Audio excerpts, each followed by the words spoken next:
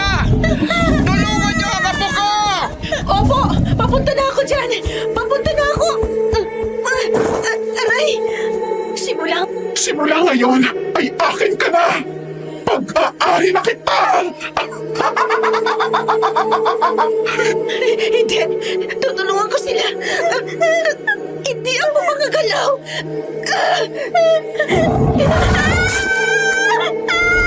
Diyos ko!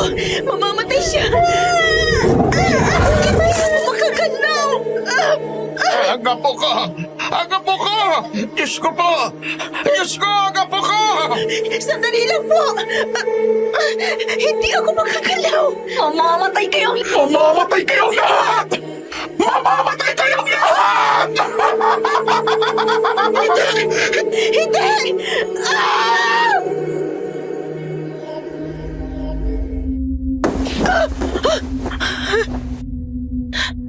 Panaginip lang pala. Diyos ko po.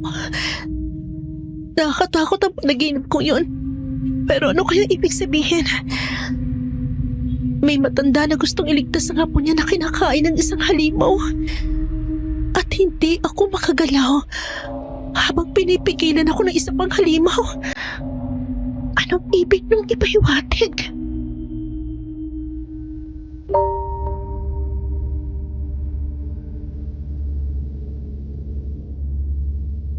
Miss Ligaya, ang panaginip na yon ay talagang tumatak sa akin.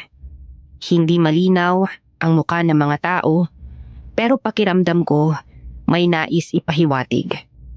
Ako kasi yung tipo ng tao na hindi kakayanin na walang magawa para sa kapwa. Lalo na sa mga nangangailangan. Mas lalo kong nag-alab sa pagtulong dahil baka yun yung mensahe nito.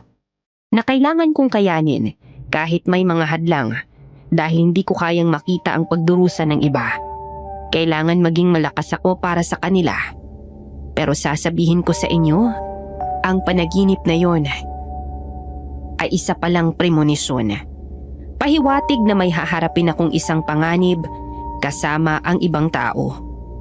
Bago ko simulan ang aking kwento, hayaan niyo muna akong ipakilala ang sarili ko. Itago niyo na lang po ko sa pangalang Maylene at ang istoryang ibabahagi ko sa inyo ay naganap noong nagsisimula pa lamang ang aking munting foundation na kumukop na mga pulube at taong lansangan. Malapit kasi sila sa puso ko. Sa totoo lang, noong bata pa ako, nagpakalat-kalat ako sa kalsada simula nang mamatay ang aking mga magulang. Walang kumukop na kamag-anak at wala rin naman akong kapatid. Isang mag-asawa ang nakakita sa akin. Inampun nila ako, pinaaral. At nang makapagtapos ako at magkaroon ng magandang trabaho, gusto ko namang ako na yung makatulong sa iba. Dahil naging inspirasyon ko ang mga taong may mabuting puso, lalo na ang mga kumupkop sa akin. Ganun ako naging kaalab sa pagtulong. Na tipong yung boyfriend ko sa loob ng 12 years ay hindi ko pa mapakasalan. Sa kwento kong ito, meron akong ipagtatapat. Nakaya ko pong itaya ang buhay ng sarili kong anak para sa kapakanan ng mas maraming tao. Ang mga ito ay may kinalaman sa pakikipagbuno sa mga aswang. Hindi ko na patatagalin pa. Alam kong curious na kayo sa kung anong naging takbo ng buhay ko at kung paano ko nakatagpo ang mga aswang. Lahat ng mga pangalan at lugar ay binago ko para na rin makaiwas sa kontrobersya. Sisimulan ko na ang kwento sa isang abalang tagpo habang ako ay nasa opisina ng aking itinayong foundation.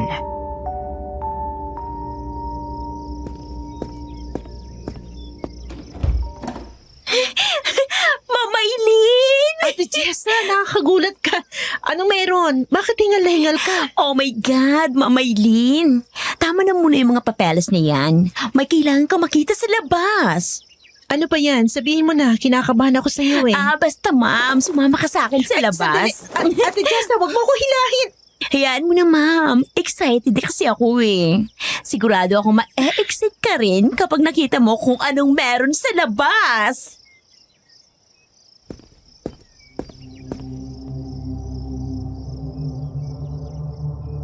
Sa totoo lang, marami akong mga dokumentong tinatapos.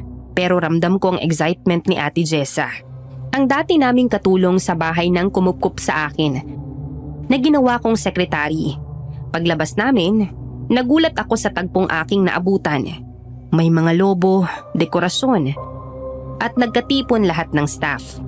Nasa gitna si Richard, ang long-time boyfriend ko. Anniversary nga pala namin. Nakalimutan ko. Inabot niya sa akin ang dala niyang bulaklak at ang paborito kong stuffed toy.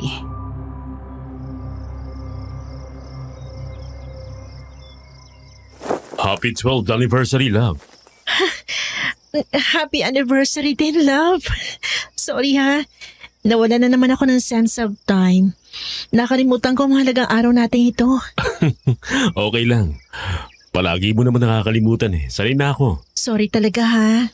Thank you sa pa-surprise mo, love. Ang ganda nitong stuffed toy. Alam na alam mo talaga mga paborito ko. Hindi pa yan ang surprise. Meron pa. Ano yon, Richard? Maylene, Yes? Teka, anong ginagawa mo?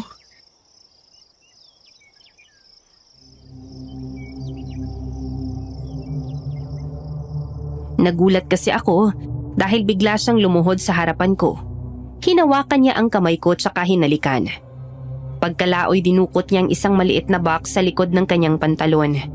Binuksan niya ito at bumungad sa akin ang kumikinang na singsing. Nagsigawan at nagpalakpakan ang mga tao sa harap namin pero hindi ko alam kung ano yung dapat kong maging reaksyon.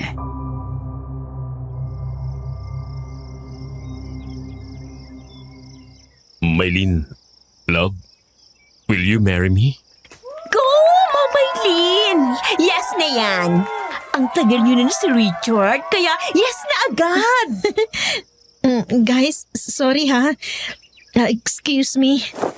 Love, doon tayo sa sulok. Pag-usap tayo. Bakit?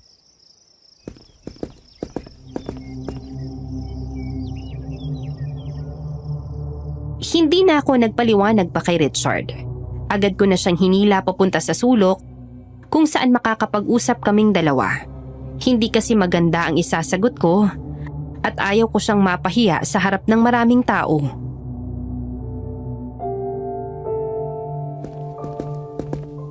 Richard, ano to? Hindi ba napag-usapan na natin to? Hanggat hindi pa lumalaki yung foundation at mas marami natutulungan, hindi muna tayo magpapakasal. Nakita mo naman na halos nangangapa pa lang ako. Naghahanap pa ng maraming sponsor at saka donation. Pinag-usapan na natin to nung nasa 20s pa lang tayo. Kapag nasa 10 taon na tayo, mag-settle na at magpapakasal na. Pinagbigyan kita kasi sabi mo, di pa ready. Ngayon, 12 years na tayo. Overdue nang napag-usapan natin. Nakakalimutan mo na ba yun? Siyempre hindi. Pero nagkataon na ganito. Alam mo naman na dapat ng 1998 pa to well-established pero ngayon, 2001 na hindi pa rin. Kasi marami struggle. At dahil hindi naman ako kilala, kukonti nag-sponsor sa akin. Uulitin ko. Nagkasundo tayo before ko itayo tong foundation na habang hindi pa nakakatulong sa mas maraming tao, hindi muna tayo magpapakasal. Kasi what if hindi maging maayos yung marriage natin kasi yung focus ko nandito. Pwede naman kitang samahan, hindi ba? Pero Maylene, sa sobrang tagal na natin, para na rin tayong mag-asawa. Ginawa na natin ang lahat ng ginagawa ng mag-asawa. Kasal na lang ang kulang sa atin. At sa relasyon na meron tayo, sigurado ako na kahit nakafocus ka sa foundation mo, walang magbabago. Richard, ibang usapan ng pag-aasawa. Kilala mo rin ako na kapag pinasok ko ang isang bagay, ang gusto ko buong loob ko at konsentrasyon sa bagay na yon. Alam ko ang tagal mo naghintay, pero I'm sorry. Hindi pa ito ang tamang time, kaya no muna ang sagot ko sa ngayon. Okay. Fine. Okay lang. Richard, alam ko okay ng lahat sa'yo. You're financially stable and marriage na lang kulang sa buhay mo. I don't want you to wait for another time kasi nahihirapan din ako makitang nagtsatsaga ka sa taong hindi pa sure ang timeline. Maylene, what do you mean? I'll set you free. Malaya ka humanap ng bago. Ng taong katulad mo na handa na. Ano ba, love? Bakit ka ganyan? Cause I don't want you to wait, Richard. I want you to be happy. Ayoko maging burden sa'yo, kaya please, get a life you deserve.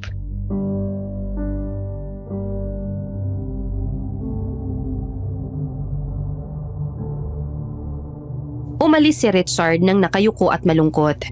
Alam kong nasaktan siya, kaya hindi ko mapigilan ang pagbuhos ng aking luha. Gusto ko kasi na mas makaka-focus ako sa kanya kapag kasal na kaming dalawa. Sa ngayon hindi pa. Marami pang adjustment sa foundation. Isang araw, pumunta kami sa isang tulay at nakita namin ng isang matanda at batang babae na kanyang apo. Naaalala ko na naman yung aking panaginip. Kaya sa lahat ng taong lansangan na nandoon, sila ang una naming nilapitan. Pero nang alukin namin sila ng tulong,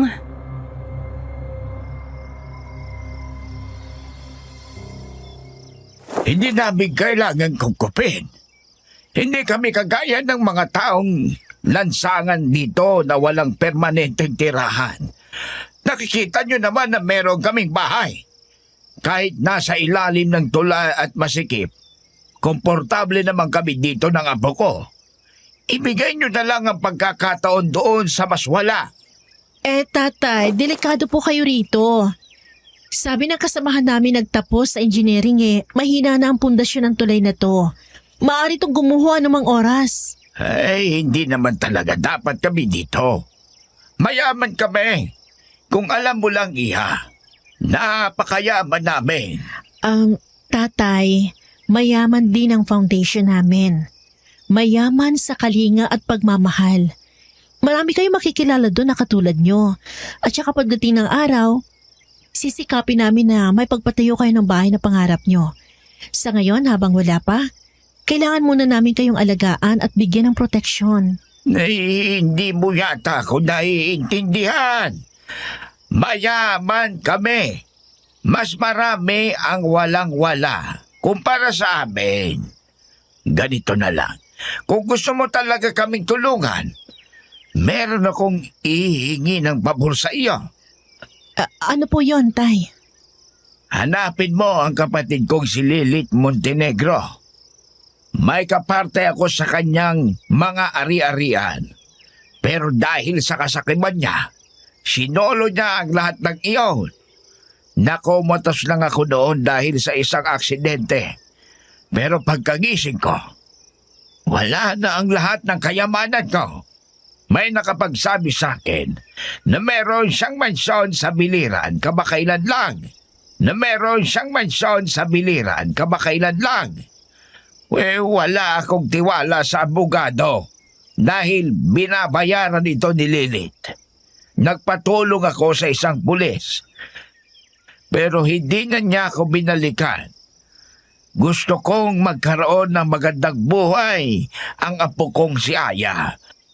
Bago ako mamatay, ang gusto ko ay mapabalik sa akin ang pag-aari at yaman na inagaw ng kapatid ko. Dahil sa kanya ko yon ipamamana.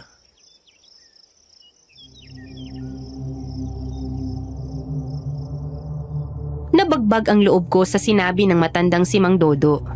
Nangako ako sa kanila na gagawin ko yon. Ewan ko ba pero dahil sa panaginip kong may matanda at bata, ang lakas ng drive ko na tulungan sila. Hanggang sa lumapit na ako sa kakilala kong pulis sa Biliran para mangalap ng impormasyon at humingi ng tulong.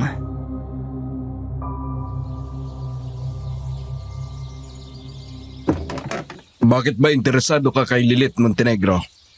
Hinahanap siya ng kapatid niya na si Mang Dodo. Mayaman pala sila. Pero ito isa niyang kapatid nakatira sa tulay kasama ng apo niya. Sinolo raw ni Lilith ang lahat ng yaman na meron sila. Naawa ako sa matanda eh. Gusto niya mabawi mga pag-aari niya para sa kinabukasan ng kanyang apo. Alam mo, hindi mo naman gawain niyang ganyan. May foundation ka lang pero ang lumulutas sa mga kasong ganyan ay abogado. Kaya doon dapat kayo lumalapit. Walang kakayahan si Mang Dodo dahil matanda na siya. Mahina na. Kailangan niya pa rin ng tulong sa kagaya ko. Mahirap makisangkot sa ganyan lalo na tagawa ng pag-aari. Wala ring record sa mga pulis yung Lilith na yan. Di pa naman niya nakukulong eh. Anong makukuha mong impormasyon sa amin? Siyempre, pulis ka. At kapag sa inyo ako nagpatulong, mas magiging madali ang lahat. Marami akong trabaho, Maylin. Pag-iusap. Hayaan mo na sila doon. Hindi mo sila responsibilidad.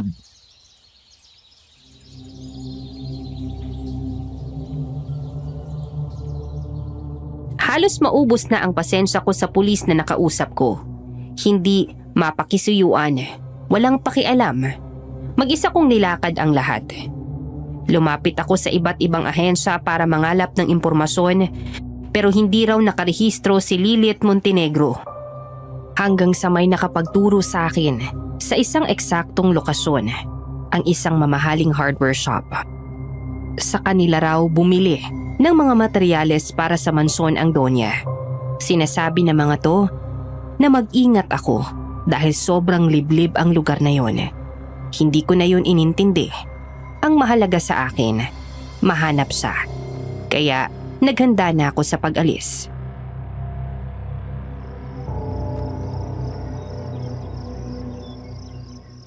Ay, sa lahat ng mayayamang tao, siya lang ang kabukod-tanging nakita ko na hindi nakaregister ang pangalan sa mga ahensya. Ganun na lang ba siya kagahaman at parang umiiwas siya sa pagbabayad ng buwis? Ay, sana mahanap ko siya. Kaya mo to, Maylin. Oh, Richard, anong ginagawa mo rito? Alis ka na pala. Sinabi ng sekretary mo sa akin na may hinahanap ka raw na tao. Ayaw mo raw mang-abala ng mga tauhan kaya lalakarin mo mag-isa. Sigurado ka ba dyan? Kaya mo ba? Richard, hindi ba napag-usapan na natin to ng isang araw? Gusto ko mabuhay ka na hindi lagi nag-aalala sa akin. Mag-focus ka na sa sarili mo. May masasakyan ka ba? Sira ang kotse mo, di ba? Pinapaayos mo hanggang ngayon. Pwede namang mag-commute. Maylin, mahirap mag-commute sa isang lugar na hindi mo pagamay o hindi mo pa napupuntahan. Isa pa, anong oras na Hapon na. Nag-iisip ka pa ba? Richard, ito lang ang bakanting oras na meron ako. Alam kong matulungin ka sa kapwa at malaki ang malasakit mo sa iba. Pero hindi ka dapat basta sumusugod ng hindi handa. Mag-isa kang commute sa alanganing oras? Paano kung mapahamak ka sa daan? Sasamahan na kita. Kahit ngayon lang tanggapin mo ang pabor ko. Wala naman akong gagawin eh. Sige, pumapayag na akong samahan mo ko. Yun naman pala eh. O tara na. Sumakay na tayo sa kotse ko.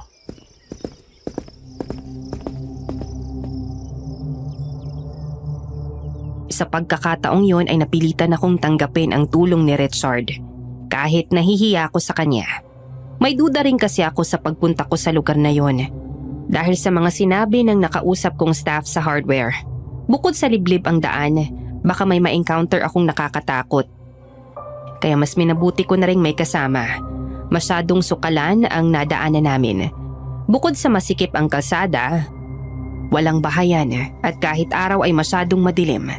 Hindi naman kami napagod pero napansin ko na antok ako ng mga oras na yun.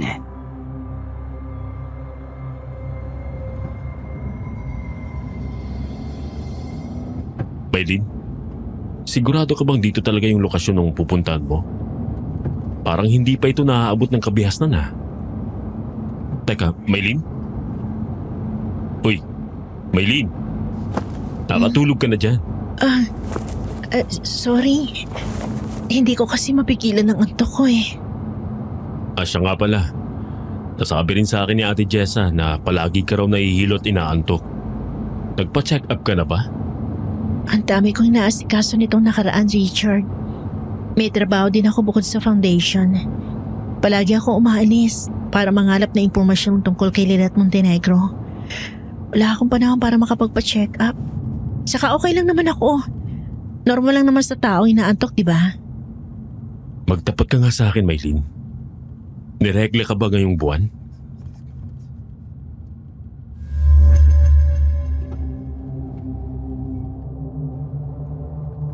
Sa pagkakataong yon ay bigla akong naalarma.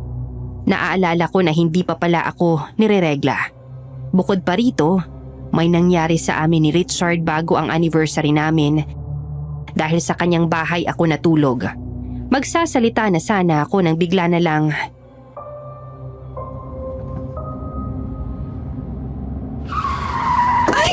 Ano ba, Richard? Ba't bigla mo nalang preneno ng sasakyan? Hindi mo ba napansin? May dumaan kung anong nilalang. Parang baboy ramo nakakaiba. Mapulang mata nito. Baka naman hayop lang yon. Gubot na ang lugar na to kaya hindi malayong may mga kakaibang hayop na naninirahan dito. Hindi eh. Huwag na kaya tayong tumuloy, Maylin. Richard, hindi pwede. Ang tagal bago ko nahanap ang lugar na to tapos hindi rin tutuloy. Kung natatakot ka, ako na lang. Umuwi ka na dahil kaya ko naman to mag-isa. Ano yan, Richard? Narinig mo ba yon? Parang... Sabi ko naman sa'yo eh. Huwag na tayong tumuloy. May kakaiba sa lugar na to. Richard, tingnan mo! Richard! Ano yan?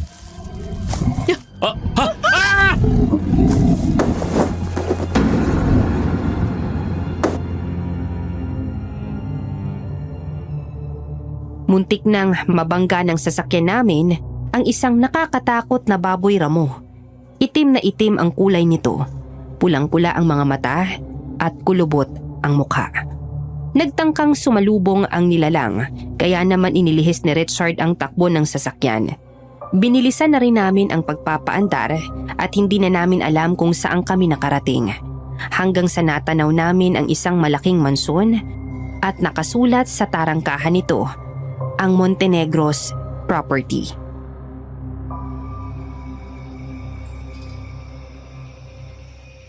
Ito na yan, Richard. Yung hinahanap natin. Sigurado ko ito na yung mansyon ni Lilith Montenegro. Bakit parang nakakatakot ang vibes? Masyado makaluma tsaka parang hindi man lang tinatabasan. Maylin, sa mga nakita natin sa daan parang kung titigil pa tayo sa lugar na to, hindi na magandang mangyayari sa atin. Napakaliblib kasi nito eh. Hindi na natin alam kung ano ba talaga mga nabubuhay dito. Baka may iba pang nilalang dito bukod sa tao at hayop. Mabangis na hayop lang yung nakita natin kanina, Richard. Ano pa bang ibang iniisip mo? Natural lang naman ang mga ganon sa mga ganitong lugar, nakakahuyan. Lalo't gabi na. Gusto mo pa rin tumuloy? Of course. Huwag kang mag-alala, mabilis lang tayo dito. Kapag nakausap ko si Lilith Montenegro, aalis na tayo. Okay.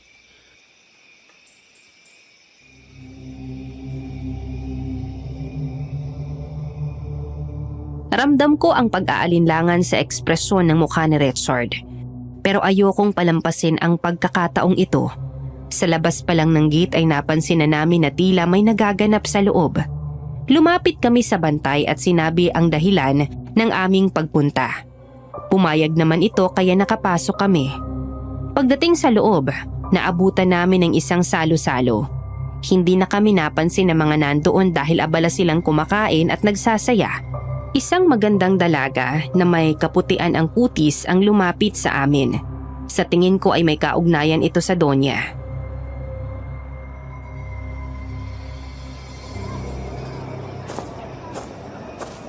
Hindi kayo pamilyar sa akin. Sa tingin ko yung mga dayo kayo rito. Anong sadya nila? Mga taga-bayan kami na naglilingkod sa isang foundation at hinahanap namin si Lilith Montenegro. May nakapagturo sa amin na dito raw pala siya nakatira kaya pinuntahan namin ang lugar na to. Pasensya na ha, pero hindi ninyo naabutan si Lola. Anong ibig mo sabihin? Wala na siya. At ako ang apo niya na nagmamay-ari ngayon ng kanyang mansyon. Anong dahilan at hinahanap niya si Lola? May mahalaga lang sana ako ipapakiusap kaso wala na palang lola mo.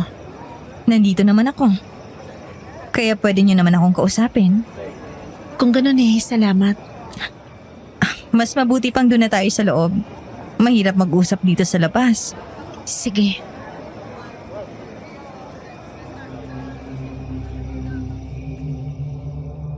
Isinama kami ng dalaga sa loob ng mansyon. Doon ko napagtanto kung gaano ito kalaki. Halos maihahalin tulad ito sa laki ng gusali sa isang university. Marahil meron itong 4 na palapag.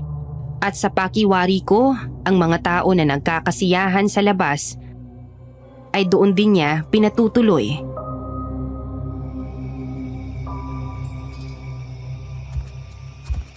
Sobrang laki pala ng mansyon ng lola mo.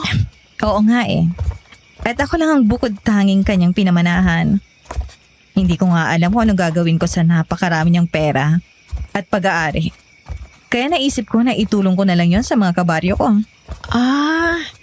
Yung mga nandun sa labas ay mga kabaryo mo? Oo. At yung iba, kamag-anak ni namin. May hirap ang buhay nila nung una kaya ipinararanas ko sa kanila ang ginawa. Sa araw, nagtatanim sila sa malawak na lupain ni Lola. Tapos sa gabi, katulad ngayon, ipinaghahanda ko sila ng mga masasarap na pagkain para sa salo-salo. Sa likod ng mansyon, doon sila nakatira. Tapos yung ibang walang bahay, pinatitira ko rito sa loob ng mansyon. Sobrang lawak naman ito, hindi ba? Masarap kasi sa pakiramdam kapag nakakatulong.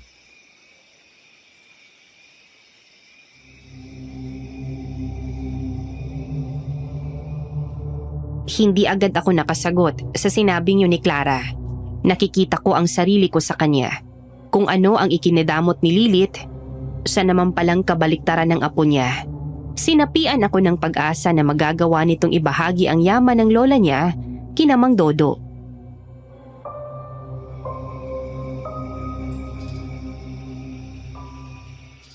Siya nga pala. Anong ipapakiusap mo sana kay Lola? Hinahanap kasi siya ng kapatid niya ni si Mang Dodo. May party daw siya sa yaman ng lola mo. Pero hindi naman binigay sa kanya. Kaya ngayon, nagtitiis sila sa hirap ng buhay. Sa totoo lang, ginawa niyang lahat ng paraan pero walang gumana eh. Nakakaawa pa naman ang buhay niya ngayon. Nagtitiis siyang tumira sa ilalim ng tulay kasamang apo niya. Ganun ba? Kaya lang hindi ko alam kung masasagot ko yan. Hindi ba sabi mo, ikaw ang pinamanahan ng lola mo ng lahat ng ari-arian niya? Baka mayroon ka mga dokumento. Miss, hindi naman iba siya si Mang Dodo, kapatid siya ng lola mo. Kaya parang lolo mo na rin siya. Alam kong matuluyin kang tao kaya sigurado ako na iintindihan mo rin sitwasyon niya. Hindi ko alam kung nasaan ang mga dokumento ni Lola eh. Hayaan mo. Susubukan kong hanapin. Gabi na pala. Mahirap umuwi ng ganitong oras. Dito na muna kayo magpalipas ng gabi. Tama siya. Delikado na sa ganitong oras ang magbiyahe. Alam mo naman kung ano yung nakita natin sa daan kanina, hindi ba? Sige, makikituloy muna kami rito ngayong gabi. Halika. Ituturo ko sa inyo kung saan ang kwartong tutuluyan nyo. Salamat. Siya nga pala. Clara na lang ang itawag niya sa akin. Huwag niyo na akong tatawaging madam o miss. Hindi naman kasi ako naiiba sa kahit sino. Kaya hindi niyo ako kailangang igalang. Ganun ba? Sige. Salamat ha. Siya nga pala. Sasamahan ko na kayo sa kwarto niyo.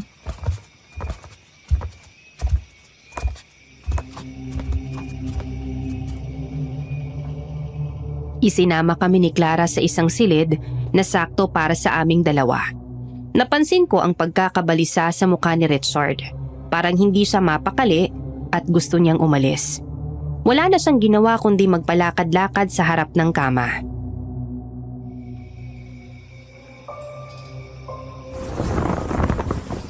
Bakit pa hindi ka mapakali?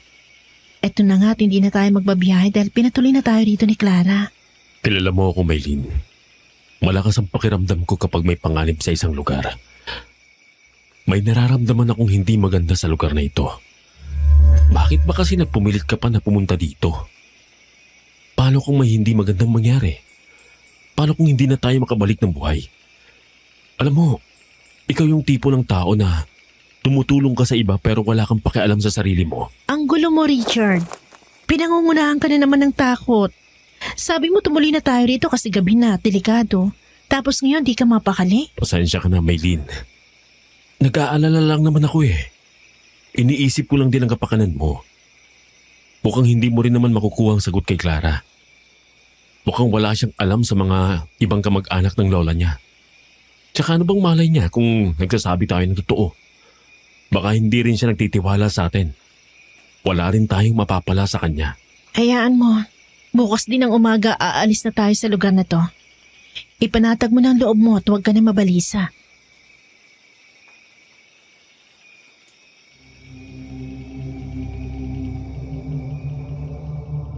Hindi na nagsalita pa si Richard at nahiga na lamang sa kama. Natulog kaming magkatalikod sa isa't isa. Dahil sa sobrang pagod, mabilis akong nakatulog. Nagkaroon na naman ako ng isang masamang panaginip.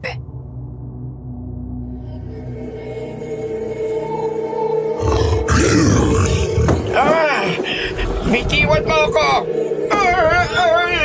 Magdodo, pupuntahan ko na po kayo. Tutulungan ko kayo. Huwag mo na akong tulungan, Iha. Umalis ka na dyan! Hindi, Magdodo. Tutulungan ko kayo dyan dahil kung hindi mamamatay kayo, papatayin kayo ng aswang. Hindi ako makaalis. Hindi ako makagalaw.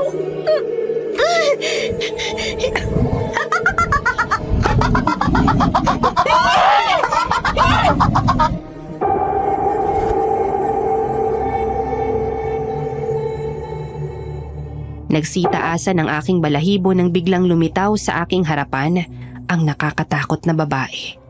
Puti ang kulay ng buhok nito. Abuhin ang balat, kulubot ang mukha. Nakadilat ang mga mata at pulang-pula ang kulay. Inilabas nito ang mahaba niyang pangil at akmang sasakmali na ako ng...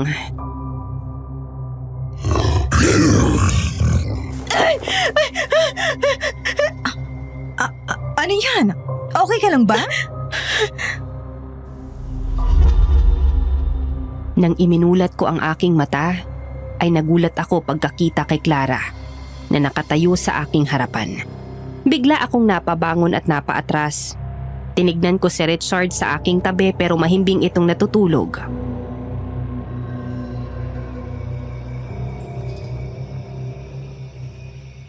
Anong nangyayari sa'yo?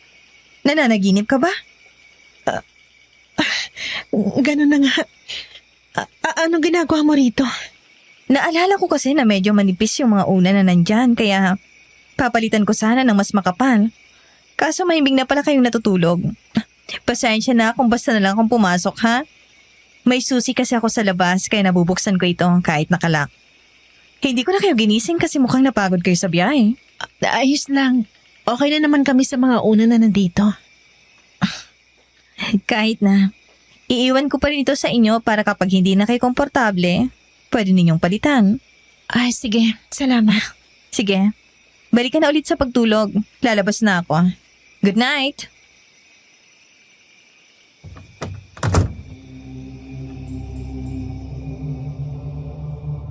Pagkalabas ni Clara ay bumalik ulit ako sa pagkahiga.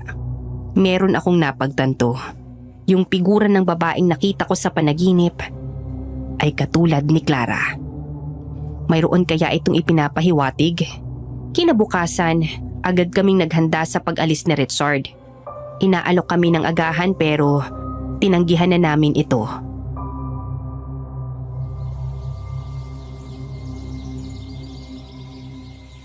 Sigurado ba kayo? Aalis kayo nang walang laman ng tiyan? Kahit kape at tsaa ayaw nyo? Baka sikmurain kayo. Nagmamadali kasi kami. May trabaho pa kaming pagbalik namin sa amin. Yung mga dokumento ba, hindi mo na nahanap? Hindi na eh. Pasensya na kayo ha.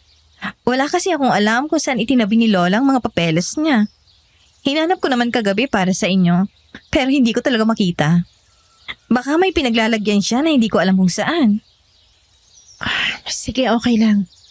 Di ko alam na wala na pala si Lila Montenegro. Mas maganda sana kung siya mismo ang makakaharap ko. Mas maganda sana kung hikayatin ninyo na lang si Mang Dodo na sumama na lang sa inyo at humingi kayo ng tulong sa mga institusyon o ahensya para mapag-aral o mabigyan ng magandang buhay ang apo niya in the future. Para mas okay kung ganon. Sige, susubukan na lang ulit namin. Hindi na kami magtatagal nitong si Maylene. Marami pa kasi kaming aasikasuhin. Salamat na lang sa pagpapatuloy niyo sa amin ng isang gabi. Sige. Mag-iingat kayo, ha?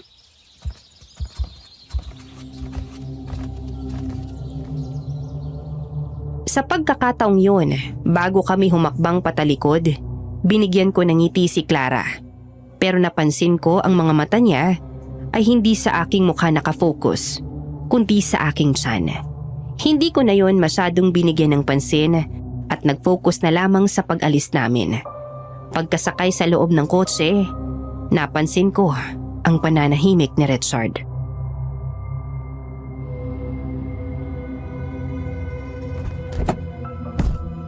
Akala ko ba gustong-gusto mo na makaalis sa lugar na to? Pero bakit ayaw mo simulan ng pag-drive? Maylin, nagtataka lang ako. Parang may something fishy kay Clara. Ano yun? Hindi ba? Hindi naman siya yung tipo ng tao na gahaman kagaya ng lola niya. Pero bakit hindi siya nagsuggest na papuntay na lang doon si Mang Dodo para maabutan niya ng tulong? O siya mismong magbigay dito ng ilan sa yaman ni Lilet Montenegro? Kung wala siyang tiwala sa atin, ganun na lang ang isasuggest niya? Kung talagang ayaw niya na may mga taong mawawalan? Yun nga rin ang pinagtataka ko. Siya mismo ang nagsabi na hindi siya madamot. Pero bakit mukhang siya pa nagtataboy kina Mang Dodo para hindi makain ng tulong sa kanya? Alam mo, parang hindi natin dapat pagtiwalaan si Clara. Kasi kung talagang pinamanaan siya ng lola niya, dapat meron siyang papeles. Eh kung si Lilet Montenegro nga di nakarehistro ang ari-arian, paano pa kayang apo niya? Malamang, ipinasa niya yun sa apo niya sa hindi legal na paraan kaya mahihirapan din yung habulin ni Mang Dodo. Konsiderasyon lang maibibigay ni Clara bilang tulong o awa na lang sa matanda na may pinapalaking apo. Yun ang nakakapagtaka sa kanya eh. Parang umiiwas siya na malaman ng kaanak niya ang tungkol sa ari-arian ng lola niya. May kakaiba sa kanya, Maylin eh. Alam mo Richard, baka kasi ang magulang mismo ni Lilet ay hindi nagkaroon ng legal na paglilipat ng yaman o ari-arian sa kanya. Ibig sabihin, hindi pa rin si Lilet ang may tuturi na nagmamay-ari ng mga yaman na mayroon siya. Kung ganun ang kaso, ang titulo ay nasa magulang pa rin niya. Baka yun ang iniingatan ni Clara. Baka kasi hindi legal. Alam mo, Maylin, kung yan ang kaso, malamang nauna pa yung malaman ni Mang Dodo bago si Clara. Kaya wala siyang dapat na ingatan. Hindi eh. May kakaiba sa kanya. May itinatago siya. Hindi ko na rin alam. Ang mabuti pa magsimula na tayong bumiyahe. Mukhang uulan pa kaya magiging mahirap ang pagbiyahe natin.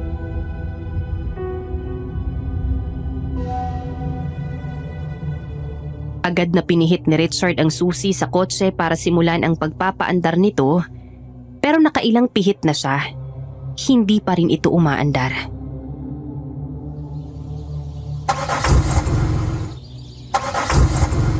Anong nangyayari? May sira ba ang kotse mo? Oo, sira ang baterya. Hindi pa naman ako nakapagdala ng ipapalit kasi bihira naman tong maging sira ng sasakyan ko eh. Paano yan? E di hindi tayo makakaalis. Uulan na nagbabadya ng langit. Susubukan kong ayusin.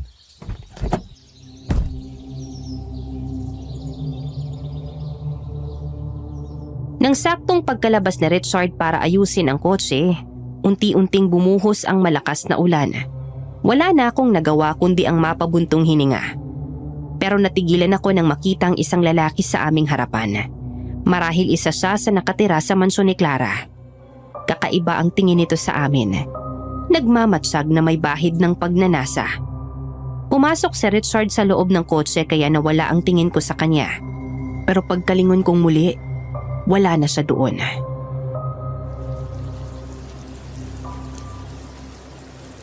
Sira ang baterya eh. Wasak na wasak kaya hindi tayo makakalis dahil kailangan palitan ng bago. Maylin! Uy! Maylin! Ano pang tinitingnan mo sa labas?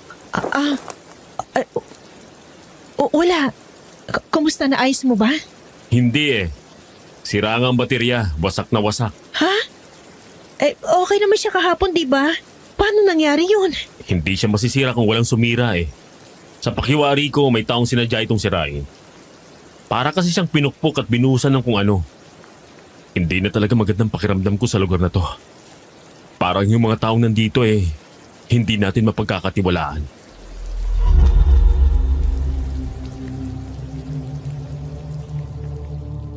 Sa pagkakataong yun, nakaramdam na rin ako ng pagdududa.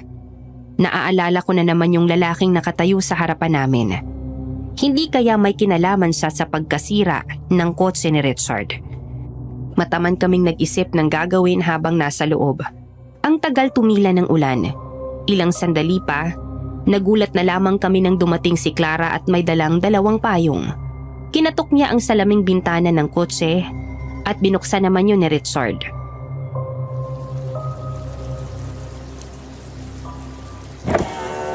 Nasabi ng isa kong tauhan na hindi raw kayo makaalis at mukhang nasiraan pa ng sasakyan. Ang lakas pa naman ng ulan. Kesa maghintay kayo dyan, pumasok na lang kayo sa loob. Hindi na kailangan. Okay na kami rito. Oh, tingnan nyo. Kumukulog at kumikidlat pa. Hindi kayo safe dito. Baka mamaya tamaan pa kayo rito ng kidlat. Ang mabuti pa, sa loob muna kayo para siguradong ligtas kayo.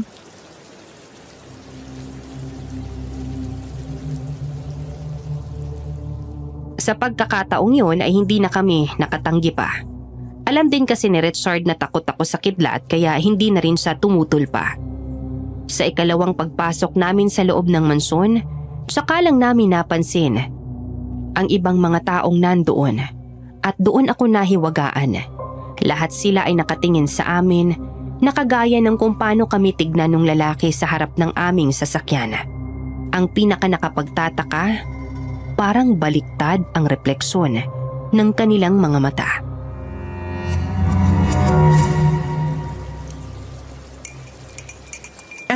Siya nga pala yung mga magsasaka sa malawak na taniman ni Lola. Natigil sila sa trabaho nila dahil sa malakas na ulan kaya pinagkapi ko muna sila. Ang mabuti pa, kumain na rin kayo ng almusal. Baka hindi kayo makaalis kaagad dahil sirang sasakyan nyo. Ano, Richard? Kakain ba tayo? Nagugutom ka ba? Kumain na tayo. Kaysa naman magtiis tayo sa gutom. Kapag may kakaiba sa pagkain nila, huwag na lang natin kainin. Ano? Ayaw nyo bang kumain? Sayang naman yung tosino at sinangag na nasa mesa kung hindi nyo kakainin. Wala nang ibang kakain nun dahil busog na kaming lahat. Isa pa, sa inyo talaga yung nakalaan. Sige. Nagugutom na rin kami ni Richard kaya kakain na kami. Yun naman pala eh. Tara na.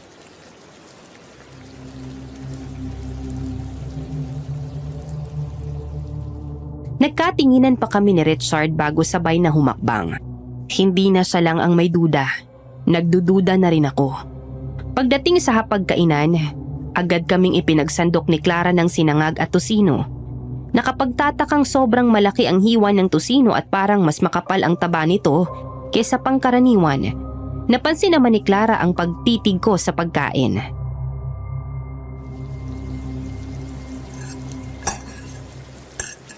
Yung tosino na yan, paborito yan ni Lola. Nakaugalian ko nang ihanda yan tuwing umaga para naman sariwain ang alaala niya. Nung nabubuhay pa kasi siya, palaging yan ang inaalmusal niya. Ganun ba? Kaya pala. Ganito ba talaga ang tosino sa inyo? Bakit parang walang lasa? Tikman mo, Maylin. Sige. Yung lola ko kasi, hindi niya nilalagyan ng asin o pampaalat ang tosino. May sakit kasi siya sa bato at bawal yun sa kanya. Nakasanayan ko rin kasi na walang lasang tosino ni Lola. Kaya hanggang ngayon, kahit wala na siya, ganun pa rin ang gusto kong timpla. Pati itong sinangag, wala ring lasa. Hindi ba nilalagyan ng kaunting asin ng sinangag? Oo. Ganun din yung parang sa tosino. Ayaw ni Lola na may asin. Kung hindi kayo nasasarapan sa mga nakahandang pagkain, marami namang prutas dito o kaya ipagluto ko na lang kayo ng bago. Kaso sayang naman yung mga yan. Baka itapon ko lang yan kasi wala nang ibang kakain yan. Hindi na kailangan itapon. Kakainin na lang namin kaysa masayang. Yun naman pala eh. Pasensya na ha. Hindi talaga kami mahilig sa mga pagkain may alat. Dahil na rin sa lola ko. Pero masarap naman yan. Maayos ang pagkakaluto ng tosino. Tsaka yung sinangag. Malutong, di ba?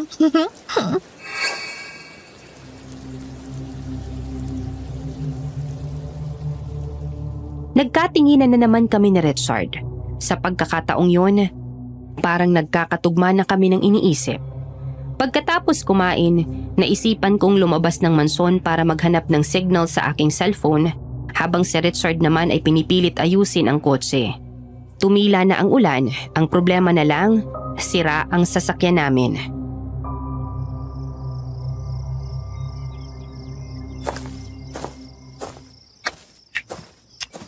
Paano ako makakatawag nito? Walang signal. Iha, mukhang dayo ka rito. Ganun na nga po. Nagdadalang tao ka ba? Ha? Ay, hindi po ako buntis.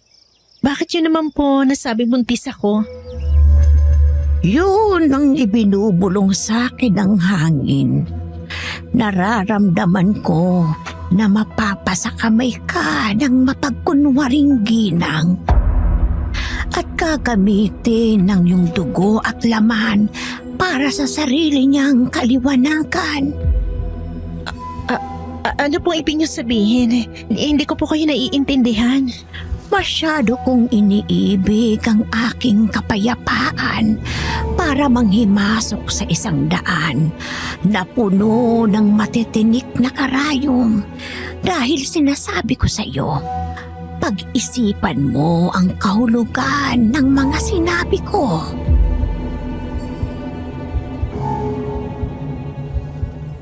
Hindi na ako nakapagsalita dahil umalis din kaagad ang matanda. Wala akong maintindihan sa mga sinabi niya pero naguluhan ako kung ano ang nais niyang ipahiwatig. Maya-maya, biglang dumating si Richard na humahangos. Pawis na pawis ang kanyang katawan at namumutla.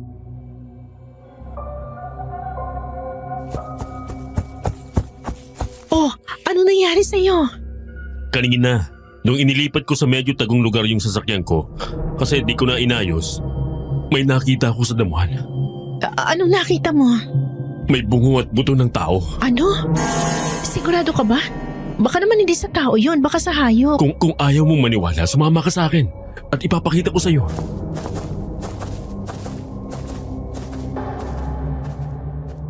Dahil masyadong nakakaalarma ang kanyang nakita, hindi na ako nagdalawang isip. Inilipat niya pala ang kotse sa medyo tagong parte ng mansyon. Pinaghirapan niya itong itulak. Meron doong malagong damuhan at itinuro ni Richard ang eksaktong pinaglalagyan ng bungo at buto ng tao na nakita niya. Pero pagsilip ko doon, wala akong nakita kahit na isa.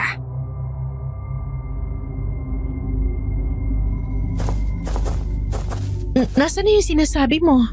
Wala naman na. Sigurado ko. Nakita ko yun dyan. Baka naman namamalikmata ka lang. Naiintindihan ko mga naiisip mo at nararamdaman mo sa lugar na to. Kaya kung ano-anong nakikita mo, pwede ba ikalma mo ang isip mo? Kung may something naman na delikado sa lugar na to, mas lalo tayong hindi makakaligtas kung pangungunahan agad natin. Sa bagay, tama ka. Baka nga namamalikmata lang ako. Hindi ka pa ba nakakatawag sa kahit sino doon sa bayan na pwedeng sumundo sa atin? Walang signal, Richard. Libdib na lugar to kaya di na naaabot ng signal. Kung ganun, wala tayong choice kung hindi manatili lang muna rito. May naisip ako. Ano kaya kung samantalahin natin ang pagkakataong ito para hanapin yung dokumento ni Lilet Montenegro? Kung hindi siya nakaregister o hindi legal ang proseso ng pagmamana niya ng mga ari-arian, kailangan nating mahanap ang dokumento na may titulo ng mga magulang niya. Sigurado ka ba? Para naman hindi masayang pagpunta natin. Baka may magawang paraan kapag nakuha natin yon o maipakita man lang kay Mang Dodo na hindi pa sila magkapatid ang legal na nagmamay-ari ng mga property ng magulang nila. Paano kung mahuli tayo? Baka kung anong isipin sa atin ni Clara. Ikaw na may sabi na hindi natin siya mapagkakatiwalaan. Kaya paano natin maihingi sa kanya yung dokumento kung hindi tayo mismong gagawa ng paraan? Hinahayaan pa naman niya tayo na magstay sa bahay niya kaya samantalihin na natin.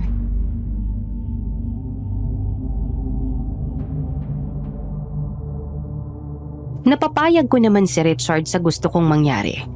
Abala si Clara sa pagbuburda ng tela habang nasa rooftop at may kanya-kanyang gawain ang mga tao doon. Kaya naman nagkaroon kami ng pagkakataong mahanap ang dokumento. At sa aming paghahalughog, nakita namin ang nag-iisang pinto sa dulong bahagi ng mansyon.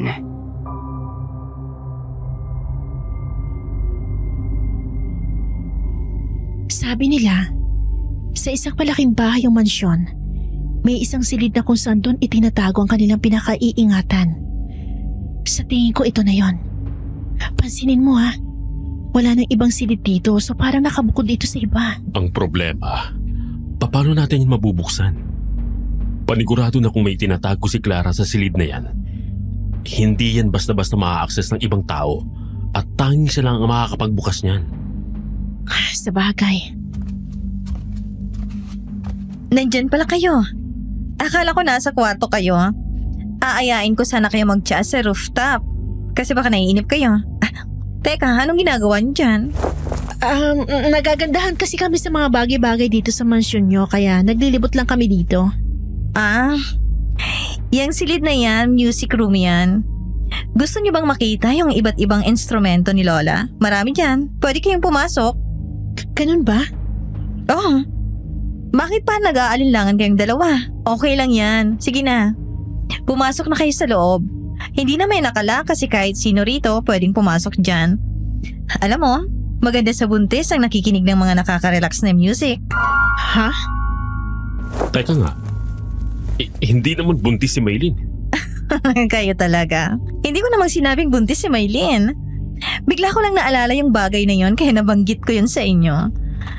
Di kapag nabuntis si Maylin, alam niya na, di ba? Ang mabuti pa, pumasok na kayo sa loob at sasamahan ko na lang kayo rito.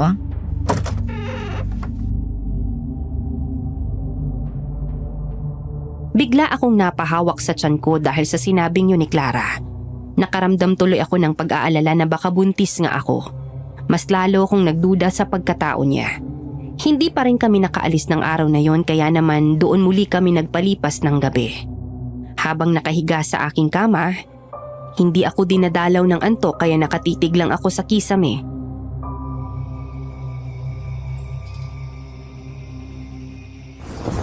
Hindi ka makatulog. Hindi eh. Gusto mo ba na umalis na tayo rito kahit gabi? Kahit ako, hindi rin matahimik ang isip ko eh. Delikado. Baka makita na naman natin yung nakita natin noong nakaraan. Matulog ka na. Bukas ng umaga, alis na tayo. Kahit lakarin na lang muna natin hanggang sa makarating sa kalsada. Baka naman tanda ko pa yung direksyon na dinaanan natin bago makapasok dito. Oo, sige. Magpapaantok lang ako. Ay, siya nga pala, punta na ako sa CR ha. Naiihi kasi ako eh. Sige, doon ka na lang mag-CR sa malapit dito sa kwarto. Oo, di naman ako lalayo.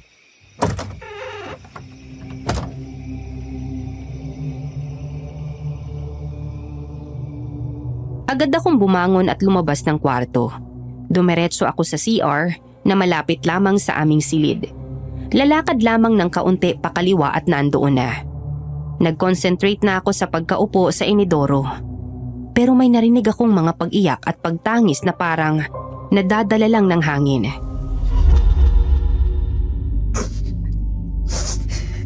Saan yun nagkagaling? Hinanap ko ang pinanggagalingan ng mga pagtangis na yon hanggang sa napagtanto ko ang eksaktong pinagmumula ng tunog. Nasa ibaba. Agad kong itinaas ang suot kong pantalon at umupo sa sahig. Ibinaba ko ang aking ulo para mas masigurado na ang tunog ay nanggagaling sa ibaba. At napaatras ako dahil... Ay, Diyos ko. Ano yun? Tama. Nasa ibaba nga yung mga naririnig ko.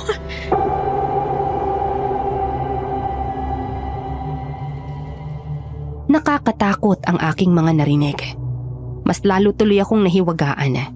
Sa tingin ko, may mga tao sa ibaba na sinasaktan ng kung anong klaseng nilalang. Pakiramdam ko, may kailangan kaming matuklasan at may kailangan kaming tulungan.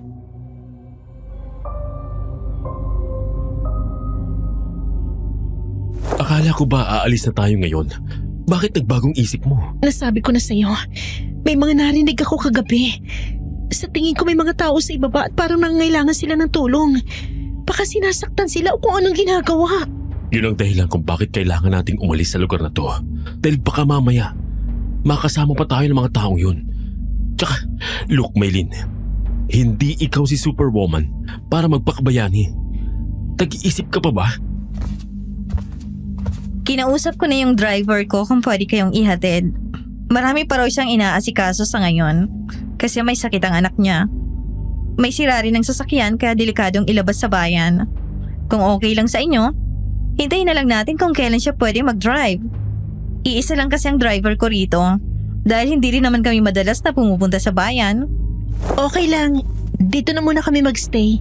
Komportable naman kami dito. Talaga? Okay lang sa inyo? Oo naman, Clara. Mabuti kung ganon. Welcome naman kayo rito kaya walang problema kahit gaano kayo katagal magstay.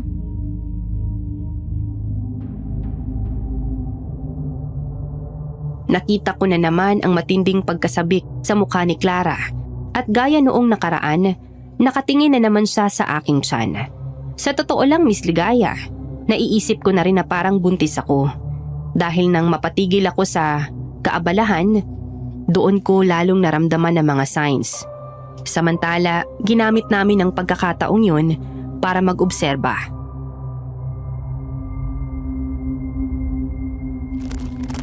Ito ang bigas at grocery. Kapag may kailangan ka pa, huwag kayong maghiyang magsabi sa akin, ha? Sa totoo lang, nakikita kong sarili ko kay Clara. Kung tutuusin, pwede niya naman sarilihin yung yaman na minana niya sa lola niya. Pero ginagamit niya yung para makatulong sa iba. Ang kaso, may nararamdaman talaga ako mali sa kanya eh. Napansin mo ba? Parang lahat ng tao rito, pare-pareho ng amoy pati na si Clara. Masangsang at malansa. Parang nabubulok na isda. Meron silang sasakyan na pumupunta sa kabayanan para bumili ng kanilang mga pangangailangan. Kaya imposibleng hindi sila gumagamit ng shampoo o sabon. Pero bakit ganun ang kanilang amoy? Richard, tingnan mo yung pinamimigay na inumin ni Clara. Soft drinks ba yun o dugo? Bakit ganun ang kulay? Yun na nga eh. Nakapagtataka.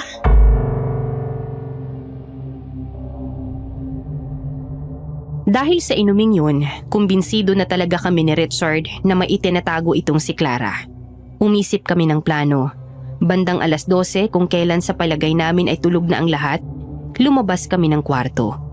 Ang nakapagtataka lang, tila walang tao sa mga silid dahil nakabukas ang mga pinto. Nagsumiksik kami sa kung saang bagay na pwedeng mataguan para walang makahuli.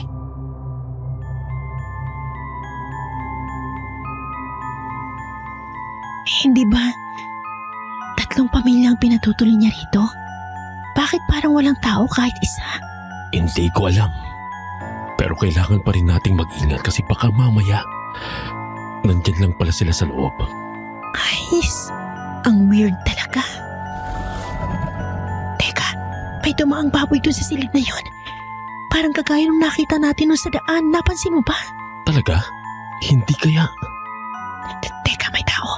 Huwag tayo maingay. Sumiksik lang tayo dito sa likod ng aparador. Si Clara. Si Clara. Mukhang may kasama siyang lalaki. Huwag ka na maingay. Baka mahuli pa tayo. Pakinggan na lang natin kung anong pag-uusapan nila. Hindi ba sabi ko sa iyo 11:00 ng gabi? Kailangan nandito ng pagkain ng mga kabaryo natin. Mahinang trabaho ninyo nang nakaraan kaya nauubusan ng supply. Alam mo naman na bukod sa nilulutong putahe sa hapon, naghahanap pa rin sila sa hating gabi. Baka dumating ang araw na sila na mismong humanap ng kakainin nila.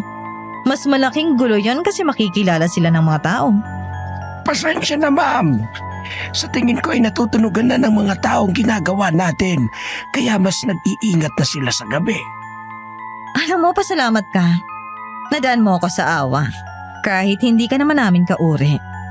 Kaya kung pwede, ayusin mong trabaho. Ang dali lang naman ang gagawin mo eh. Magdadrive ka lang ng van, maghahanap ng dudukuting tao na pag-alagala sa kalsada o sa liblib na lugar. Tapos dadalhin dito. Hindi na nga madudumihan ng dugo ang kamay mo. Kasi kung tutuusin, matagal ka na sana naming niletsyon. Ano? Dumudukot sila ng mga tao tapos dinadala rito? Anong klaseng... Shhh! Huwag ka maingay. Baka mahuli tayo. Pasensya na po, ma'am. Kung saan-saan na nga po ako nakarating, kahanap ng madadala rito eh. Tandaan mo kung anong pangangailangan namin. Ang dugo at karne ng tao ang buhay namin. Kaya pwede ba? Umisip ka ng ibang taktika, Mando. Eh ma'am, mahirap naman pong umisip ng ibang taktika eh.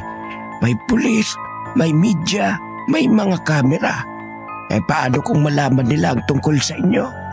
Lalong mag-iingat ang mga tao at ang masama pa niyan, eh papatayin nila kayo. Eh marami ng pangontra ngayon. Tsaka ma'am, yung 2 tao na pinatutuloy ninyo, eh wala ba kayong balak sa kanila? Buntis ang babaeng yon. Si Maylin, buntis siya. Kailangan ko ang sanggol sa tiyan niya. Alam mo naman na hindi ako tumatanda dahil sa pag-inom ng dugo ng sanggol.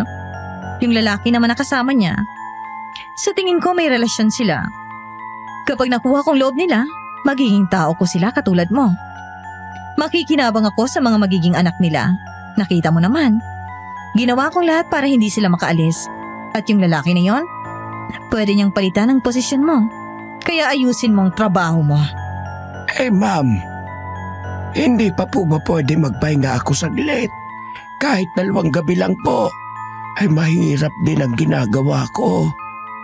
Dati akong pulis ngayon. Ako na ang kriminal. Wala akong pakialam. Pinoprotektahan at pinagsisilbihan ko ang mga kabaryo ko. Sino ba kayong mga tao? Pagkain lang namin kayo. Ma'am, nagmamakaawa ako sa inyo. Alam ko namang mabuti ang puso ninyo at matagal na akong nagsisilbi. Napapagod din ako. Hindi ako pinalaki ng magulang ko para saktan ang kapwa ko tao. Talaga?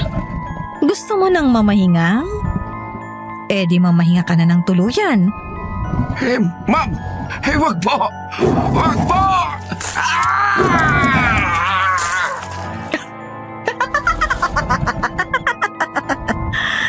Gusto mo na palang mamahinga eh, huh? Ma'am, parang awa mo na. Gusto ko pang makabalik sa pamilya ko. 10 taong kontrata lang ang usapan natin. Wala akong pakialam. Unti-unti ka nang sumusuway sa usapan. Kaya hindi na kita pagbibigyan.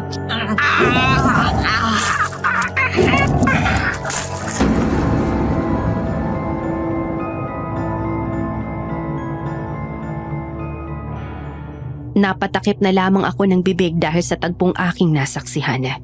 Nakita ko kung paanong winarak ng aswang ang katawan ni Mando. Gamit ang kutsilyo, inumpisahan niyang butasan ang leeg. Sinahod ang lahat ng dugo at sinipsip. Walang pinalampas na kahit isa at hindi hinayaang may kahit kaunting patak sa sahig. Pagkatapos ay hiniwa niya ang dibdib ng lalaki gamit ang kamay na may matalas na kuko. Walang kahirap-hirap niyang sinalok ang lamang loob ni Mando. Buong-buo na isinubo sa kanyang bibig at patay gutom na kinain. Tinakpan ni Richard ang aking mata. Ramdam ko ang pangangatal ng aking katawan.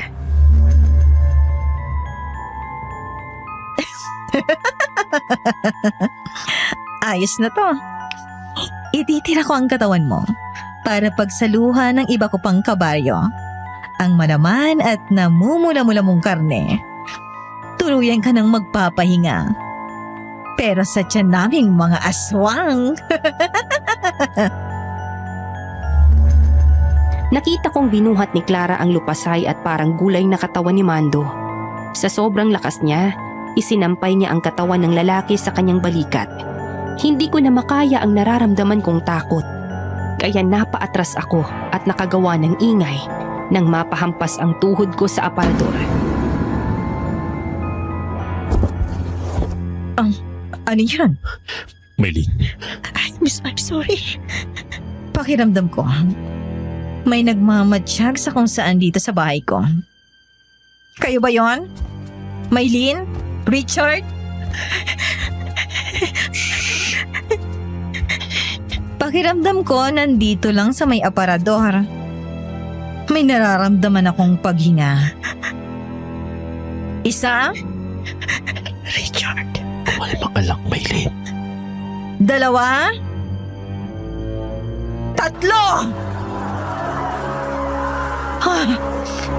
Ano yan? Nakatakas yata sila. Hindi to maaari.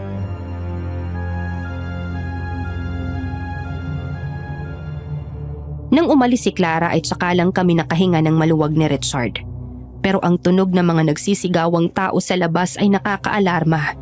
Dahan-dahan kaming umalis sa likod ng aparador at may pag-iingat na lumabas ng mansyon.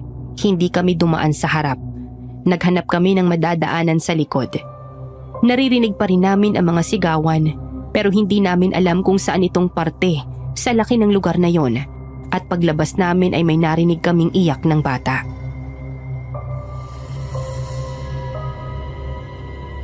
Naririnig mo rin ba yon? May umiiyak na bata. Napansin ko nga. Parang nandun sa bandaron. Nagtatago siya sa sukalan. Tara, puntahan natin. Baka kung ano nangyayari sa kanya. Paano na ako makakauwi nito? Paano na si Lolo? Bata? Anong ginagawa mo rito? Okay ka lang ba? Teka, pamilyar siya sa akin siya yung apo ni Magdodo na si Aya. Pero, Aya, paano ka nakarating dito? Naglalakad lang po ako sa kalsada para bumili ng gamot ni Lolo. Tapos, may dumukot sa akin na isang lalaki at isinakay niya ako sa van. Dinala niya po ako rito at sabi pa nila, ihahanda daw kami ng mga aswang para gawing pagkain. Mabuti na lang po, nang dalhin kami sa kulungan, gumawa ng paraan ng isa naming kasama na dinukot din. Tapos nakatakas po kami. Ang kaso, yung mga kasama po namin. Anong nangyari sa mga kasama niyo? Kinain po sila ng aswang kasi nahuli nila kami. Mabuti na lang po nakatakbo ako. Lahat sila? Hindi po. Yung iba pa po, ibinalik sa kulungan kasi gagawin daw pong pagkain bukas. Alam mo ba kung ilan sila? Mga 5 po.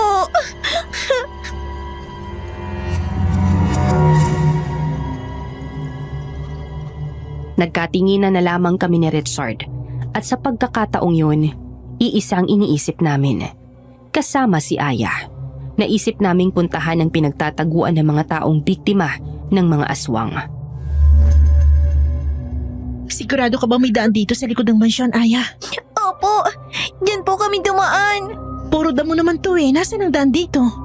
Hindi po totoo mga damong yan.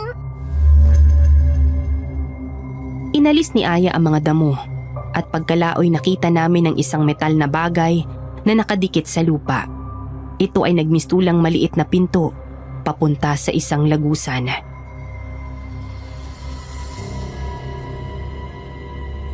Ngayon naiintindihan ko na kung bakit may mga naririnig akong pag-iyak na nanggagaling sa ibaba. May mga nakakulong palang tao at sila ang pagkain ng mga aswang. Maylin, huwag na kaya nating itong gawin. Ang delikado. Paano kung mahuli tayo ng mga aswang? Umalis na lang tayo rito kasama si Aya para maibalik na natin siya sa lolo niya. Richard naman, akala ko okay lang sa'yo since pumayag ka na pumunta tayo rito.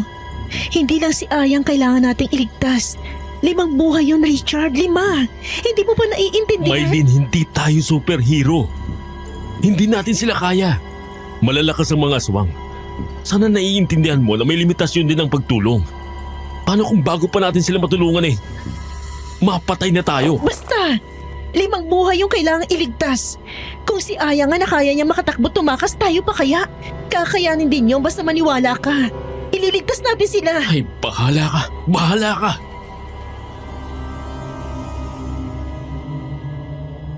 Hindi na ako nagpaapekto sa init ng ulo ni Richard.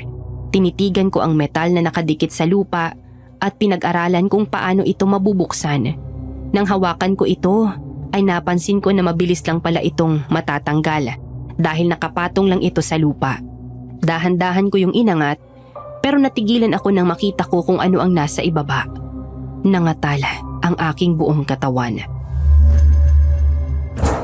Oh, tanggalin mo na yan at nang makadaan na tayo dyan. Saglit lang. Ano bang meron? Na-curious na rin si Richard sa kung ano yung mga nakita ko sa ibaba. Bumungad sa amin ng isang silid kung saan may mga buto at bungo ng tao. Nandoon din ang mga aswang na animoy baboy ramo. Pinagsasaluhan nila ang katawan ni Mando. Tanging ulo at buto na lang nito ang natitira. Natatanaw namin ang isang silid na animoy kulungan at nagpupumilit makawala ang 3 lalaki. Isang matandang babae at isang dalaga.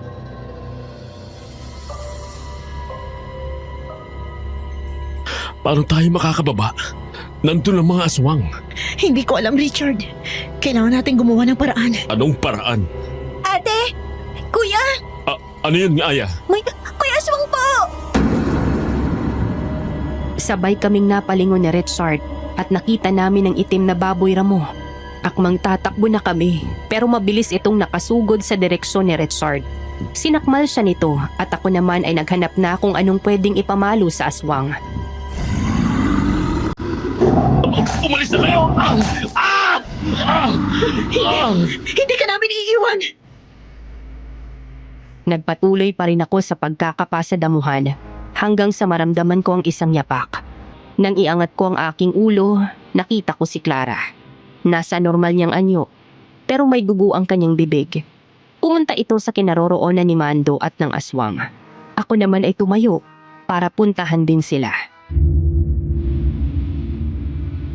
Tama na yan. Hindi mo pa dapat gawing pagkain ng tao na yan. Nang marinig yun ng aswang ay tumigil ito sa ginagawa niya at pinakawalan si Richard. Nakataas ang kilay na tumingin sa akin si Clara. Waring ako'y sinusuri. Alam mo na ngayon ang lahat. Hindi kayo mga tao. Mga aswang kayo! Bakit mo ginagawa to sa mga tao? Dinudukot nyo sila tapos... Magtataka ka pa? Eh mga aswang nga kami, di ba? Kung kayong mga tao may pangangailangan, kami meron din. Dapat maglaho na mga kagaya nyo. Yung mga taong pinapatay nyo, hindi sila kagaya ng hayop. May direksyon ang buhay nila. Meron silang pamilya, pangarap at mga gustong mangyari sa buhay. At wala kaming ipinagkaiba sa inyo. Yun ang dahilan kung bakit pinatay ko si Lilith Montenegro. Ikaw ang pumatay sa lola mo? Hindi ko siya lola. Siya ay amo ko. Ako'y isa lamang katulong na namasukan sa kanya sa pag-asang mararanasan kong maging tao kapag sumama ako sa isang tao. Noong una, hindi pa kami kumakain ng karne ng tao. Pero simula nang malasahan namin ang karne ni Lilith at ng iba niya pang katulong, hinanap nito ng sistema namin. At hindi na kami nabubuhay ng walang karne ng tao. Anong dahilan at pinatay niyo sila? Anong ginawa ni Lilith sa inyo? Inagaw niyang lupa ng aking mga kabaryo. Nagulat na lang kami isang araw, pinasira niya ang kanilang bahay at sinabi na ang lupang yon ay pag-aari niya. Samantalang mga ninuno namin ang nagmamay-ari ng lupang yon. Malakas ang loob niya dahil wala kaming titulo. Isa lamang kaming mga aswang na walang karapatan sa legal na pagmamay-ari, hindi katulad niyong mga tao. Nagalit ang aking mga kabaryo. Nilusob namin ang mansyon niya. Pinatay ko si Lilith dahil sa kasakiman niya. Nakikita kong sarili ko sa iyo, Clara. Alam kong matulungin ka rin katulad ko. Pero nagmamakaawa ko sa iyo. Gusto ko rin iligtas ang 5 tao nandito kasama ang batang to. Alam ko naiintindihan mo rin ang nararamdaman ko. Sige, pumapayag na ako. Pero may isang kondisyon. Anong kondisyon? May iwan ka sa akin. Dahil kailangan ko ang sanggol mo. Kapag hindi ka pumayag, papatayin ko silang lahat kasama kayong dalawa ni Richard. Alam kong buntis ka. At kailangan ko ang bata sa tiyan mo. Dahil sa tuwing nakakainom ako ng dugo ng sanggol, hindi ako tumatanda. Hindi ko naman siya papatayin. Palulusugin natin siya dahil kailangan ko ng supply ng dugo niya. Bakit ba ayaw mong tumanda? Para mas matagal kong matulungan at magabayan ang aking mga kabaryo. Gusto kong manatili akong malakas para sa kanila. Kasama ba dyan ang kondisyon na hindi ka napapatay ng tao? Gagawin ko ang makakaya ko. Sige, pumapayag na ako. Ano? Sirang plaka ka ba? Itataya mong buhay ng anak natin para lang sa buhay ng 5 taong nandito? Ang sanggol na walang gamalay-malay? Maylin! Hindi lang ikaw ang magulang niya. 2 tayo rito. Anak natin yan. Tsaka may foundation ka. Paano na yon? Richard, marami buhay ang mawawala kung hindi ko to gagawin. Saka patungkol sa foundation, ipagkakatiwala ko na to sa iyo at kay Ate Jessa. Kapag okay na, babalik kami. Maylin, hindi na sigurado dyan ang buhay mo at ng anak natin. Richard, please. Kung talagang mahal mo ako, gawin mo to para sa akin.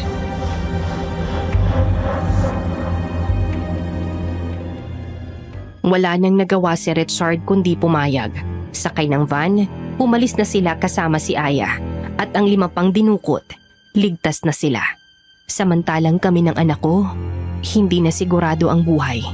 Isang araw, nagsagawa ng ritual si Clara, kasama ang mga kabaryo niya at bahagi ako nito. Pagkatapos ng ritual, may salo-salo.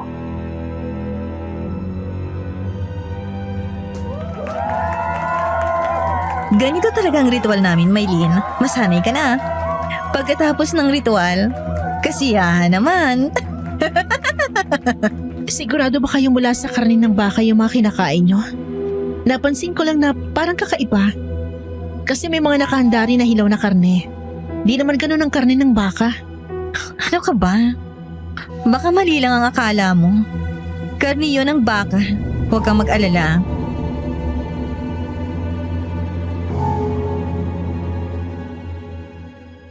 May kakaiba kasi. Yung mga hilaw na karne, may balat na parang katulad ng sa tao. Pero ang alam ko, itinigil na nila ang pandurukot. Napaatras ako pagkakita sa binti ng isang lalaki. Patay gutom itong isinubo ng isang aswang. Hindi ko yun masabi kay Clara kasi baka may gawin siyang masama sa akin. Ilang sandali pa, may naglabas ng alak. Pinagkaguluhan nila yun. Pero nang magsimula na nila itong inumin, Anong nangyayari?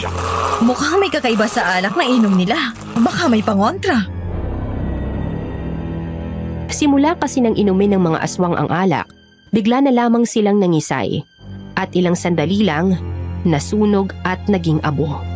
Naistatwa ko dahil sa mga nakikita ko. At si Clara ay tumakbo papunta sa kusina. Ilang sandali lang, bigla na lamang may humila sa aking braso. At itinakbo na ako palayo. Yon ay walang iba kundi si Richard. Richard, ano ginagawa mo rito? Ikaw ang... Nandito kami para iligtas ka. Hindi pa rin tumitigil ang mga aswang sa pagkain ng karne ng tao. Nahuli na sa isang CCTV ang pandurukot nila sa isang bata. Pero dahil walang plate number ang sasakyan, hindi sila nahabol ng mga pulis. Yung lalaking dumukot, nakita ko na siya rito. Kaya alam kong hindi pa rin tumitigil sina Clara. Hindi tumupad si Clara sa pangako niya. Siya, kasama mo rin ba? Oo, si Aling Rosita. At saka yung isang pulis na si Isko. Alam kong natatandaan mo ko. Opo, natatandaan kita. Ikaw yung matanda na nagsabi sa akin na buntis ako nung nasa labas ako at naghahanap ng signal. Ganun na nga. Ako rin ang tumulong kay Isko para makaalis dito. Ayaw ko na sanang makialam. Pero makulit si Isko. Kaya yun tinulungan ko silang pasukin ang mansyon para palitan ang alak ni na Clara ng alak na may luya, asin at dahon ng kamangyan, pangontra sa mga aswang. Nasaan pala si Isko? Ayun siya. Ano Isko? Kamusta? Okay na. Napuno ko na ng gas ang buong mansyon at nasindihan. Buti na lang at walang nakahuli sa aking aswang. Hindi ko rin makita si Clara. Maya-maya lang kakalat na ang apoy. Masusunog na ang buong mansyon. Wala na bang mga tao nakakulong sa ilalim? Wala na eh. Baka kinarni na silang lahat ng mga aswang. Kung ganon, sumakay na tayo sa kotse at umalis na sa lugar na to. Nagmadali kaming sumakay sa loob ng kotse at nakita na lang namin na natupok na ng apoy ang buong mansyon. Lahat kami ay sama-samang napausal ng pasasalamat. Pinaandar na ni Richard ang kotse at nagsimula na kaming bumiyahe paalis ng lugar na yon. Isko, nanggaling ka na pala rito noon? Oo. Nakiusap sa amin si Mang Dodo. Kasama ko nga si Mando. Ang kaso, naiwan siya at ginawa na lang siyang tauhan ni Clara dahil siguro nagmakaawa na wag siyang patayin. Nakatakas lang ako rito sa tulong ni Rosita. Hindi kasi siya ginagalaw ng mga aswang dahil marami siyang pangontra. Ayaw nga niya sana kasi ayaw niyang makialam pero yun, kinulit ko. Ngayon, kinulit ko na naman siya. Salamat po, Aling Rosita, sa pagtulong sa amin. Alam kong inilalayo niyo lang sarili niyo sa gulo. Ayos lang. Ang mahalaga, nakatulong ako para mawala ang bruhidang ginang na yon at ang kanyang mga kampon. Bruhidang ginang? Matanda na yon. Bumabata lang dahil sa pag-inom ng dugo ng sanggol. Pinatay niya ang sanggol na apo ni Lilith na ang pangalan ay Clara. Amanda talaga ang tunay niyang pangalan. Nandumo ako sa mga nalaman. Nang mga oras na yun, tiwala na sana ako na ligtas kami. Pero hindi pa kami nakakalayo ng... Ano yun? Hindi pa nauubos ang aswang? Hindi pa pala tayo ligtas. Richard, bilisan mo ng pagmamaneho. Si Clara, hinahabol tayo. Diyos ko! Natanaw namin mula sa di salaming bintana si Clara sa kanyang katawang aswang. Mabilis na tumatakbo. Lalong binilisan ni Richard ang pagmamaneho pero naabutan pa rin kami nito at nagawa pa nitong umakyat sa aming kotse. Walang iya kayo! Clara, wag!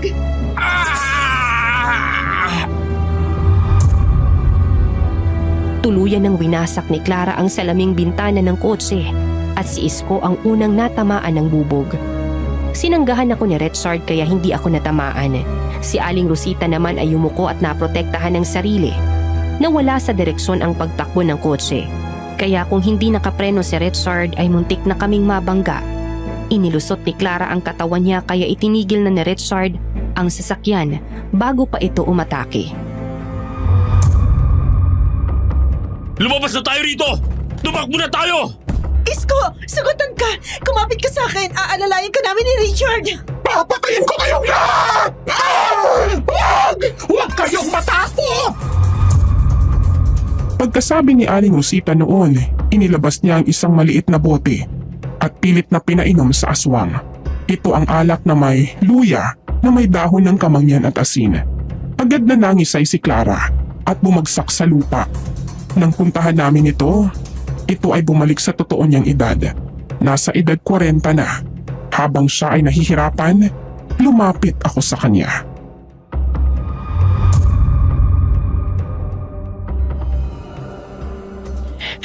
Nangako ka sa akin na hindi ka napapatay ng tao. Pero ginawa mo pa rin. Naiintindihan kong malasakit mo sa mga kabaryo mo. Pero hindi solusyon ang pananakit mo ng iba para lang makatulong ka. Hindi lang buhay ang nawala kundi pangarap. Misyon at presensya sa mga taong naiwan. Sabi mo nung una, hindi kayo kumakain ng karne ng tao dahil gusto niyo mabuhay bilang tao. Pero nadala kayo ng galit niyo. Ngayon, wala na rin kayong pinagkaiba kay Lilith Montenegro. Dapat lang kayo maparusahan, Amanda! Ikaw, sigurado ka bang habang buhay kang makakatulong sa iba? Ay, binabayaan mo nga ang sarili mo. Pati anak mo, dinamay mo. Parehas lang tayo. Magkaibang larawan nga lang.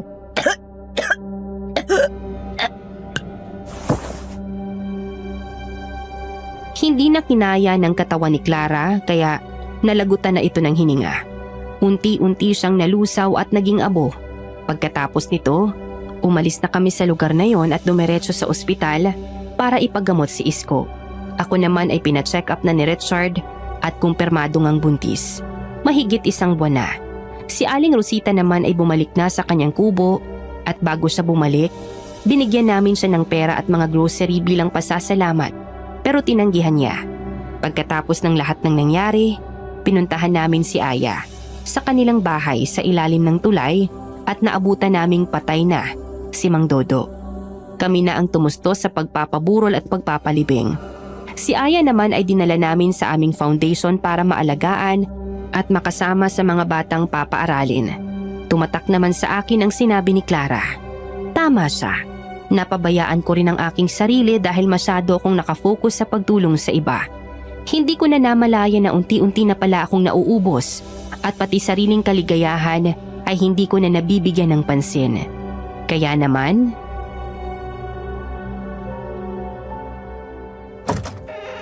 Oh, Maylin. Anong ginagawa mo rito? Nagluto ko ng adobo. Di ba paborito mo yon? Oo. Siyempre. Pasok ka. Ang dumi na ng bahay. Dahil lang hindi na ako nakakapunta rito, hindi na nalilinis. Alam mo naman ako, kapag may trabaho trabaho lang talaga. Wala na sa isip ang maglinis ng bahay. Kapag weekend naman, nagda-travel o ginagawa ang mga gusto ko. Hindi ba alam mo naman yon? Ikaw lang naman ang mahilig maglinis sa ating dalawa Kumusta ka nung naghiwalay tayo?